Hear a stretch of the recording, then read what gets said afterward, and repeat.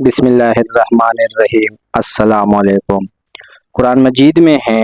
کہ وہ وقت قابل ذکر ہے جب کہ یوسف علیہ السلام نے اپنے والد یعقوب علیہ السلام سے کہا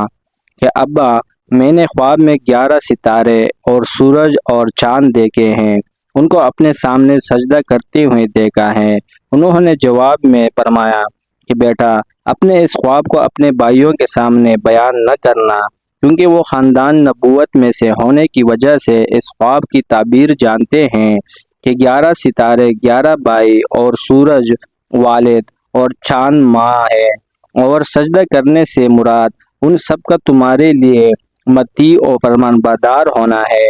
تو وہ تمہارے اعزاز رسانی کے لیے کوئی خاص تدبیر کریں گے۔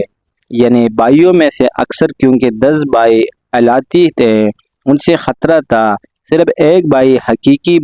بنیامین تھے جسے کسی خلاف کا تو اندیشہ نہ تھا، مگر یہ احتمال تھا کہ ان کے منہ سے بات نکل جائے۔ بلا شبہ شیطان آدمی کا کھلا دشمن ہے، اس لیے بھائیوں کے دل میں وسوسے ڈالے گا، اور جس طرح اللہ تعالیٰ تم کو یہ عزت دے گا کہ سب تمہارے تابع و مطیع ہوں گے، اسی طرح تمہارا رب تم کو دوسری عزت نبوت کے لیے بھی منتخب کرے گا،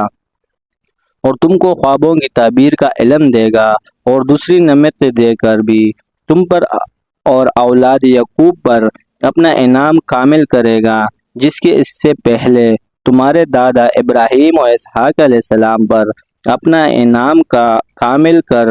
چکا ہے۔ واقعی تمہارا رب بڑا علم، بڑا حکمت والا ہے۔ جزاک اللہ۔